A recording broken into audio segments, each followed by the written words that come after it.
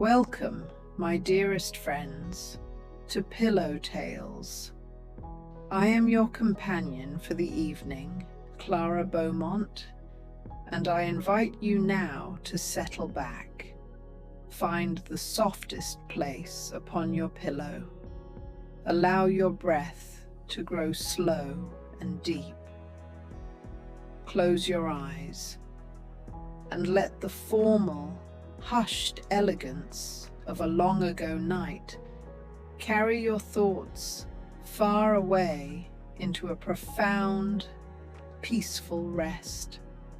Tonight, we enter the most sacred of domestic spaces, the grand dining hall of Ashworth Hall, a room where the laws of etiquette are absolute, where every millimeter is measured, and where chaos is revealed only in the smallest, most jarring deviation from perfection.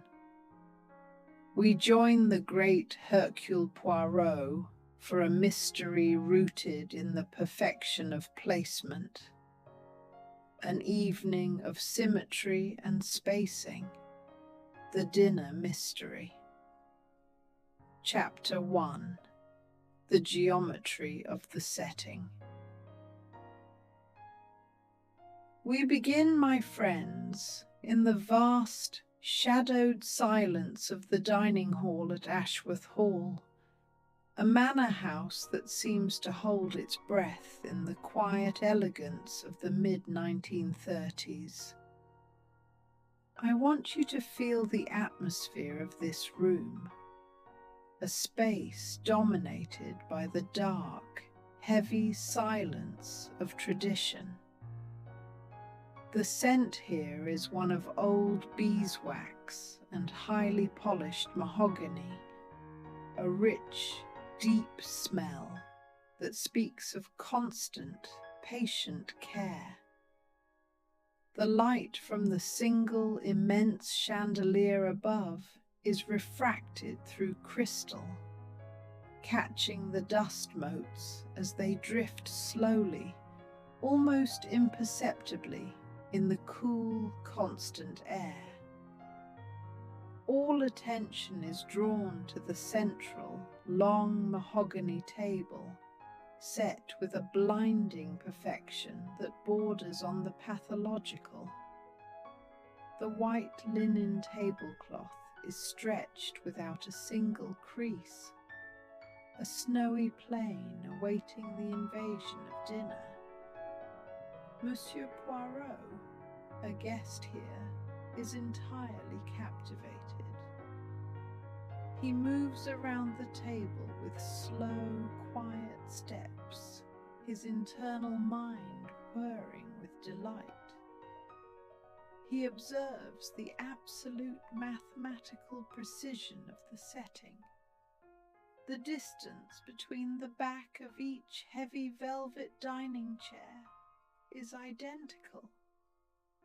He notes the parallel arrangement of the 9 pieces of cutlery at each place, each one equidistant from its neighbour.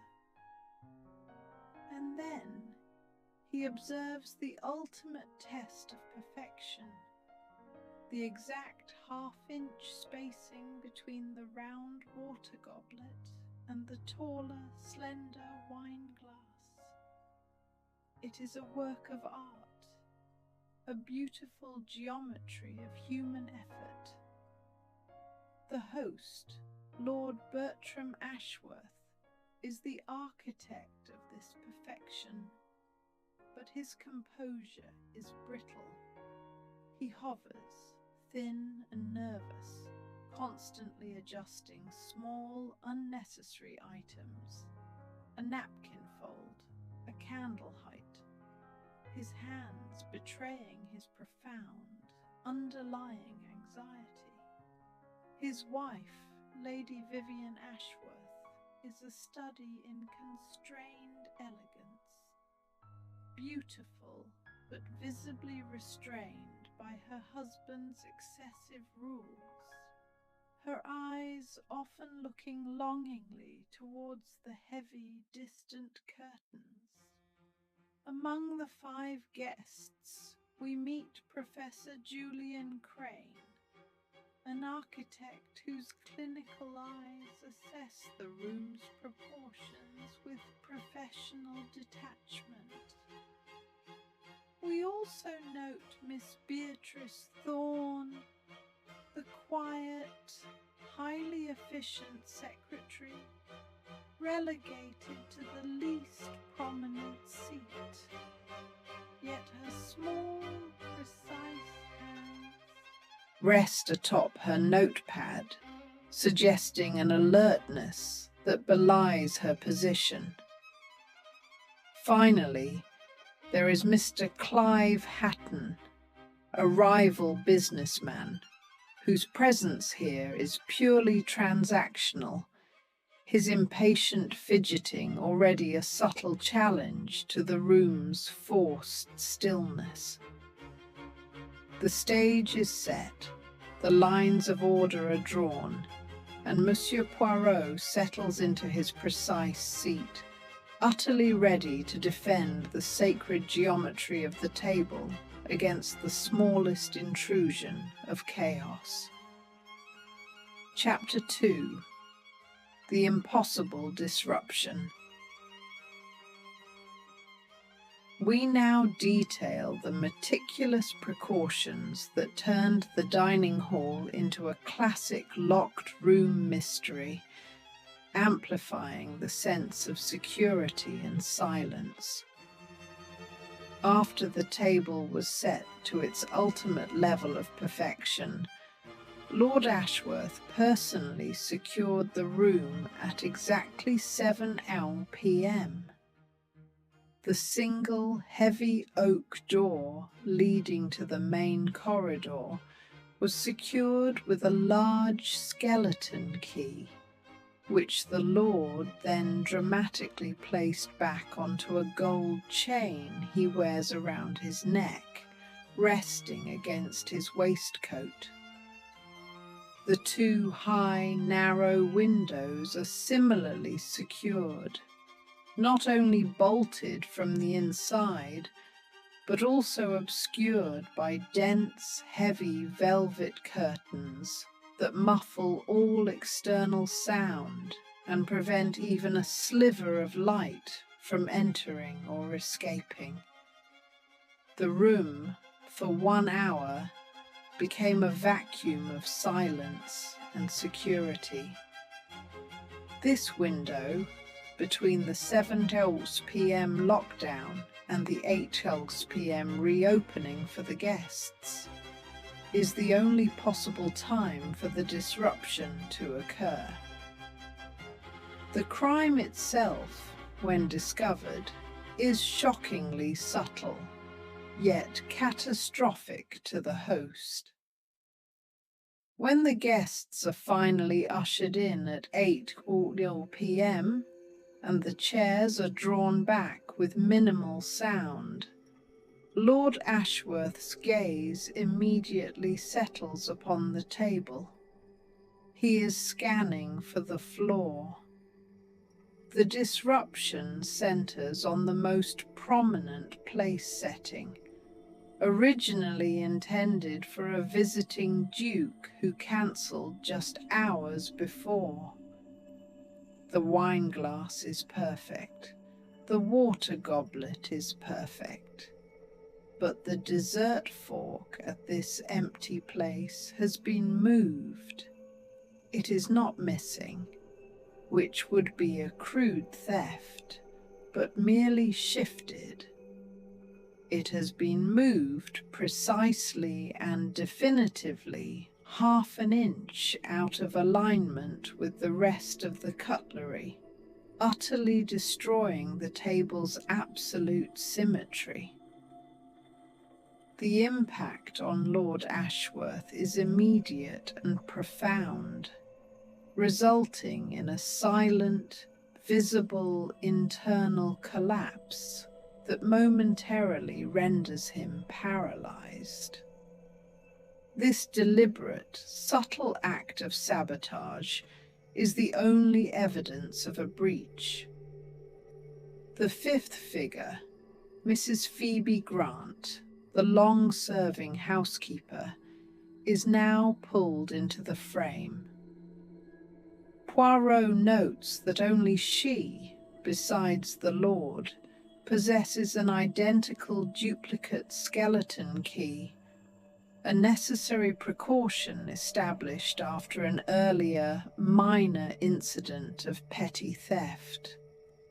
Her presence, lurking in the adjacent dark pantry, offers a crucial but confusing vulnerability to the locked hall. Chapter 3: The Missing Half-Inch. The narrative now slows to the speed of Monsieur Poirot's careful, microscopic investigation of the misplaced fork. Lord Ashworth's panic attack subsides into a profound, shaking silence, allowing Poirot to approach the table. He does not touch the silverware. He observes the reflection of the chandelier light on the smooth, polished surface of the silver, noting how the reflected light is now subtly fragmented by the misalignment. He traces the original position of the fork on the white linen tablecloth. There is a faint, perfect imprint of the fork's tines etched into the heavy fabric where it should have been placed, a ghost image of the lost perfection. The fork now rests in its new position, half an inch away. Poirot leans closer, adjusting his position until the light is just right. He observes a faint, barely perceptible micro-abrasion on the surface of the linen where the fork now sits, suggesting it was dragged, not lifted, but done with exceptional smoothness. The only residue found near the shift is a microscopic dusting of fine, floral-scented talcum powder, utterly out of place in the sterile environment of the dining hall. The fork itself is part of a treasured, specific family set. Silver-plated Alençon, circa 1888. Its symbolic value to the host is immense. Poirot carefully observes the suspect's immediate reactions. Professor Crane, maintaining his clinical composure, pulls a small metal measuring tape from his pocket and precisely confirms the half-inch shift with an almost disturbing detachment. Miss Thorne, the secretary, grips her notepad so tightly that her knuckles turn white. Lady Vivian, however, looks at her husband not with concern, but with a strange, fleeting expression of satisfied pity. The subtle terror of the crime lies entirely in its minimal psychological nature, a perfect strike against the heart of the host's identity. Chapter 4: The Logic of the Place Card. Monsieur Poirot's investigation turns to the profound logic governing the placement of people, believing the crime is rooted in relationship and positioning rather than simple access. He focuses intently on the place cards and the architecture of the seating. The empty Duke's place, the focus of the crime, is strategically situated exactly between Lord Ashworth and the reserved, quiet secretary, Miss Thorne. Poirot muses on the possibility that the crime was aimed not at the Duke, but at the person on either side. We proceed through the painstaking process of verifying the alibis for the crucial 7 p.m. to 18 p.m. window. Each interview is prolonged and detailed to maximize the soporific effect. Lord Ashworth claims he was alone in his private room, composing a nervous, complicated telegram, a task that, given his mental state, is entirely believable but ultimately unverifiable. Lady Vivian states she was in her dressing room, deliberately changing her clothes and arguing with her maid over a misplaced ribbon. This is unverifiable, but she casually notes she was near the staff entrance area. Professor Crane claims he was reviewing architectural blueprints in the drawing room. His briefcase is visibly open on a nearby desk, partially supporting his claim. Mrs. Grant, the housekeeper, firmly insists she was in the adjacent pantry, precisely preparing the delicate china for the tea service. Her alibi is only partially confirmed by a muffled sound heard by a very distant kitchen staff member. Mr. Hatton, the rival, admits he was restless and took a nervous walk in the gardens, and confesses he looked up at the high curtained windows of the dining hall, providing a clear but suspicious window of opportunity. As the alibis stack up, Poirot returns to the host's gold keychain. Lord Ashworth insists the key never left his person, but Poirot notes a distinct, freshly rubbed, dull spot near the clasp of the chain, suggesting the clasp may have been strained or recently opened and closed with haste. Chapter 5. The glint of the scored silver. The investigation now encounters significant red herrings and conflicting physical evidence, designed to confuse the simple path of logic. The first distraction is the discovery of a piece of cutlery out of place. A dinner knife belonging to the nervous rival, Mr. Clive Hatton, is found tucked away under a small fold of the linen, far from his own setting.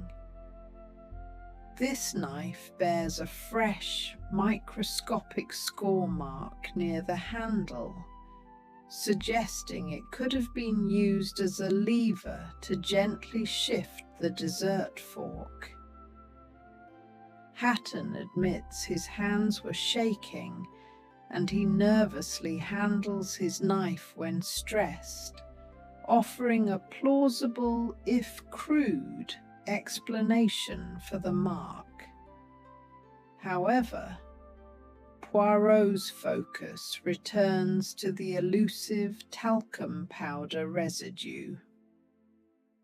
Miss Thorne, the secretary, confirms that she uses a fine lavender-scented talcum powder on her hands to prevent smudging her ink during long periods of writing in humid conditions. She vehemently denies being near the dining hall, yet the unique scent of her powder links her directly to the crime scene. Poirot then examines the high, narrow windows again. The bolts are confirmed secure and dust-free. Yet, he discovers a single, small, shiny crease mark on the heavy velvet curtain lining nearest the right window at a specific height, suggesting someone or something briefly pressed against the curtain to peer in or steady themselves. Monsieur Poirot steps back, dedicating a prolonged interval to the psychology of the crime. The act was too precise for simple hatred. It was not destruction, but a deliberate minimum disruption of perfect order, aimed at shattering Lord Ashworth's psychological control. The true motive is not monetary, but a deep, personal resentment of the host's authority over the home's symmetry. Chapter 6.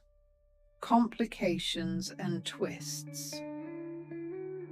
The narrative tightens with emotional revelations that complicate the motives, shifting suspicion away from simple theft or rivalry. The greatest twist is revealed.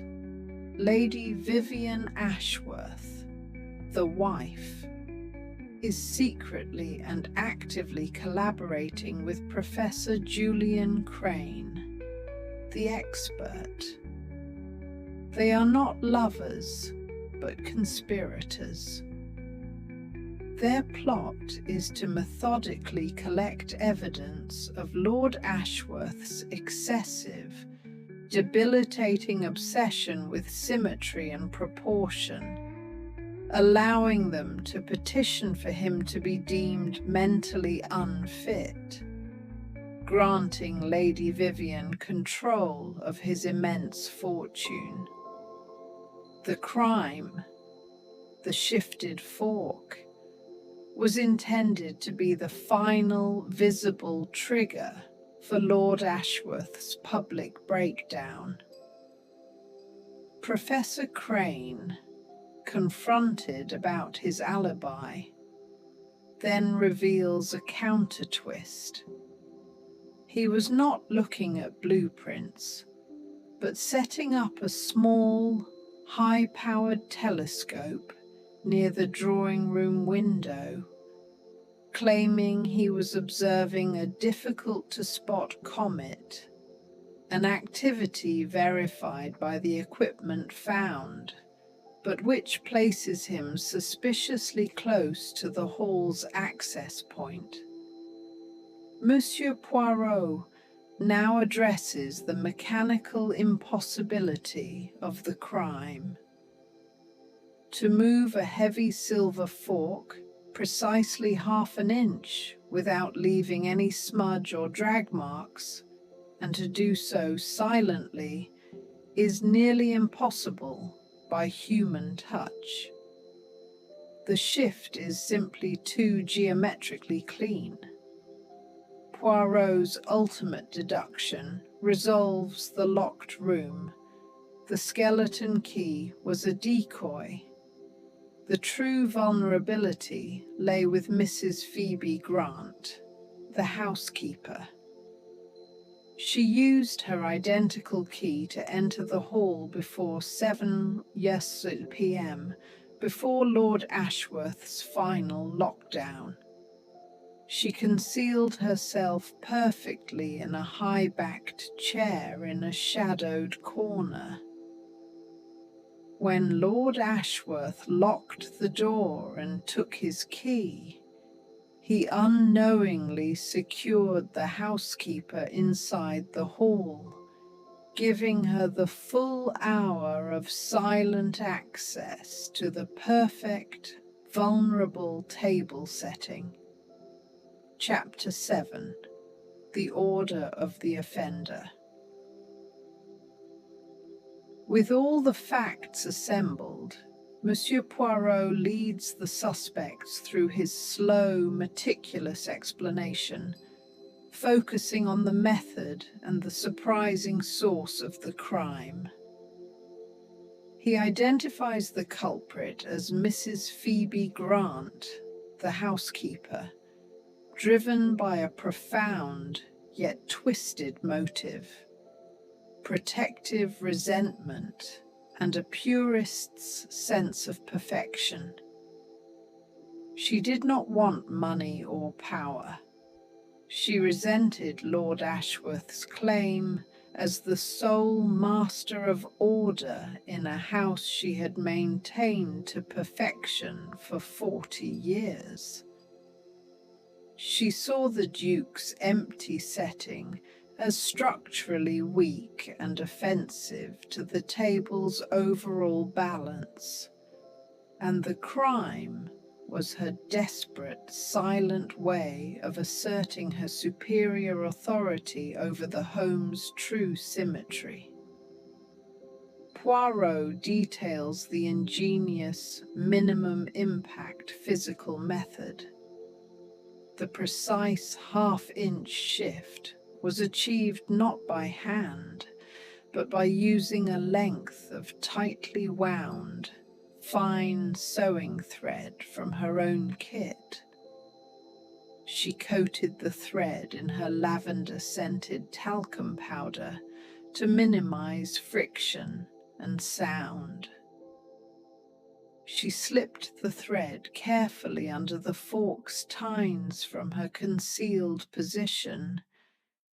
Then, by pulling the thread with excruciating slowness and gentleness, she made the heavy silver fork glide the precise distance before retrieving the thread through the tiny gap at the bottom of the door. The tiny crease on the curtain was caused by her hand steadying herself against the wall while performing this incredibly delicate operation, proving her presence and method. The true crime was not a disturbance of property, but a challenge to the perceived hierarchy of order in the house. Chapter 8. The Repentance of the Fork. The emotional conclusion is delivered with solemnity, focusing on reconciliation and the deep weight of long service. Poirot's confrontation with the aging Mrs. Grant is gentle but firm. She collapses, admitting her motive was fueled by decades of silent, unacknowledged devotion to the house's perfection, feeling she was merely an invisible servant to Lord Ashworth's vanity. The narrative allows a moment of profound, quiet, human connection. Lord Ashworth, witnessing his housekeeper's selfless devotion and confronting his own pathological possessiveness, experiences a rare moment of empathy, realizing his obsession with symmetry was causing chaos in the lives of those around him. As an act of penance and reconciliation, Mrs. Grant, her hands trembling, retrieves a piece of soft polishing cloth. In a prolonged, detailed sequence, she uses her own skills to gently restore the fork to its exact, perfect alignment, carefully wiping away the micro-abrasion she created. The restored perfection of the fork serves as a symbol of the repair of the relationship. Lady Vivian and Professor Crane's plot is exposed but quietly dealt with, their greedy machinations paling in comparison to the complex pathology of the housekeeper's motive. Mr. Hatton's scored knife is dismissed as nothing more than a nervous tic, confirming that the true mystery was always internal, never external. Chapter 9. The Quietude of the Clean Linen. With the truth uncovered and justice served, the narrative turns entirely to the pure, soothing satisfaction of order being profoundly restored. This sequence is devoted entirely to slow, rhythmic, soporific description. We hear the gentle, constant sound of the staff methodically clearing the dining hall, the slow, soft pulling of the linen from the table, the cool, rhythmic clinking of the cutlery being wrapped in protective velvet cloth, and the wiping down of the vast mahogany table with heavy circular movements, filling the air with the rich scent of beeswax polish. The house begins its steady descent into deep, functional peace. The sound of the heavy velvet curtains being finally secured and released, muffling all external sound, brings a deep sense of security. The great hall lights are extinguished one by one, leaving only the gentle glow of the final candles. This leads into a long, quiet sequence detailing Poirot preparing for his own rest. The methodical folding of his clothes, the precise, satisfying thunk of his shoes being placed side by side, and the deep, heavy satisfaction of knowing that the house has been returned to a state of absolute, unassailable order. The rhythmic sounds of domestic completion are the final lullaby of the house. Chapter 10. The Philosophy of the Spacing. The final chapter is the gentle, profound descent into rest. Poirot's final thoughts are shared in a soft, extended monologue about the true meaning of spacing and symmetry. He muses that the greatest mistake of Lord Ashworth was believing that order was achieved by rigid measurement rather than by understanding and love. The distance between objects, like the distance between people, must be treated with care, or it invites chaos. He reflects that true symmetry is flexible, allowing for the small deviations that define the human heart. The narrator then takes over for the final soft wind down, describing the house entering its final heavy silence. We hear the sound of the wind softly caressing the outside glass of the high windows, the deep quietness of the corridors, and the sense of heavy, comforting rest settling over the estate. The gentle, slow pace of the words should now feel like a profound weight, preparing the listener for sleep. My friends, the grand table has been cleared, the mystery of the spacing is resolved, and the true geometry of the heart has been restored. You are safe now, surrounded by the quietude of a world set right. Let the stillness of this long night carry you. I am your companion, Clara Beaumont. Tell me in comments where you're listening from. Good night.